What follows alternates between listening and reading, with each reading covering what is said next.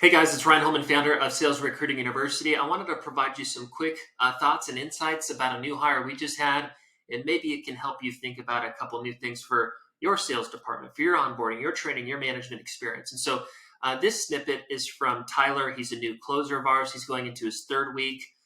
Initially, we have a week of training, and then they go on the phones. His first week on the phones was last week. He got his first deal. That was 2 to 3 weeks quicker than the average closer, so he's doing really well. And ultimately, after he got his first deal this last week, I checked in with him to see how he's doing, and his feedback was awesome. Thanks, man. Yeah, I'm super pumped to be on board. I really think this is going to be the place for me long term. Love the product, love the team. I think it's a great fit, right? And so that's great feedback, right? He had quick success. He's got money coming in, and the money coming in piece, I understand, is not doable quickly for every opportunity. We have lots of clients that have opportunities where you can't make money for 30, 60, 90 plus days. And in those type of opportunities, you just need to recruit more volume because you'll have more attrition and, worse rep retention. But in general, regardless of your sales cycle, whether reps can make money quickly or it takes them 1, 2, 3 months, whatever it is, you want to provide them a good experience. A lot of companies have the false assumption that I just need quote unquote the right person. But even if you were to get lucky, and you got the right person, like maybe a Tyler, or maybe somebody like yourself, what if your compensation package sucks? And they don't really understand it, but they come on board and they realize after they're kind of going through the sales process and the sales job that the compensation doesn't really align with something that's exciting to them. Or what if their management experience with you or your sales manager, your director of sales, or whoever was not good? Or what if their initial onboarding experience was disorganized? Or the training process was not training that actually allowed them to, see quick success and be excited about the job that they are seeing actually working? Or what if your culture or team environment is not an environment that makes them kind of tied into the company more, wanting to stick with you long term, right? So this guy said, Tyler said, I love the team, right? That's really important. There's all these complexities that happen after you actually get a rep to sign that actually get them to want to stick with you and work with you long term.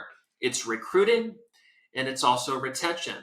And so if you've kind of had the thought before that you just quote unquote need the right person, well, of course, all of us want the right person, the person that understands sales well, that has the work ethic, that wants to learn the job, improve at the job. They learn outside of the job on their own personal skill sets, right? We want that person, but we also need to be the organization that can provide them a good management, onboarding, training, culture experience, ideally a good compensation package, so that they actually come in, do the work, start to see success, and stick with us. That's what we want. We want the right people to continue working with us. We want the revenue, and we want to be able to scale our company and maybe even scale the sales team more. So, a couple high-level things to focus on. Recruiting, right? I don't know if you have a recruiting process today, the SRU recruiting model. We recruit over 1,000 commission-based sales reps per month. And that'll probably double over the next 12 months. Our process consists of advertisements, a streamlined screening and scheduling process. We push all the best candidates into a group interview. We show up to the group interview, pitch the dream, pitch the opportunity, help the candidates in the group interview fully understand what the opportunity, company, industry, the career growth, all of that stuff, what the company and opportunity is really about. Candidates are either interested or not. If they're not, they jump off the Zoom call or get out of the face-to-face group interview. And then you funnel the candidates that are highly interested in the opportunity into one-on-ones, and you close up who you want to close up. And then you push them into onboarding. And so that's recruiting. Now, recruiting doesn't need to look like that for you. That's the model that we like because it cuts down 75% of the traditional recruiting time investment. We had a new client actually that I did it's our most recent video testimonial. Before working with us, they were investing 40 hours per week in the recruiting process. Now they're investing 10 and they're recruiting higher volumes of quality people, right? So the group interview model and the way that we do ad screening and scheduling group interviews and final interviews, it can save you a ton of time, plus increase the volume and quality of hires. But it's not just about the recruiting. It's all the complexities that happen after the recruiting process as well. That is equally or even more important. Now, the typical client, when they come to work with us, they don't have those things dialed. I would say 80+% of them are small businesses, and they need to figure out their comp plan, their management systems, their onboarding process, their training, their mission, their vision, their values, so they can provide clarity in the recruiting process and in the management process.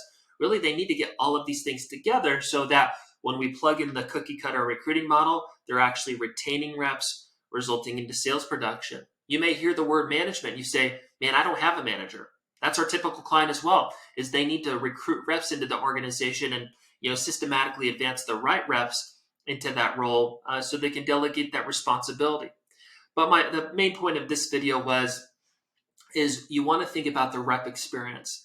The marketplace, if they're committing to work with you, their career, one of the most important things in their life, right, where they spend 1/3 of their life, right, 1/3 working, 1/3 sleeping, and then 1/3 whatever else. If they're committing 1/3 of their life to you, they deserve a really good work experience. And a good work experience is also what's required to retain these people, which is what you want. In a sales position, in a commission-based sales environment, to finish this up, if you can provide these two things, you're going to be in a really good place. We just did a video about this on our YouTube channel, but I'll finish up with this.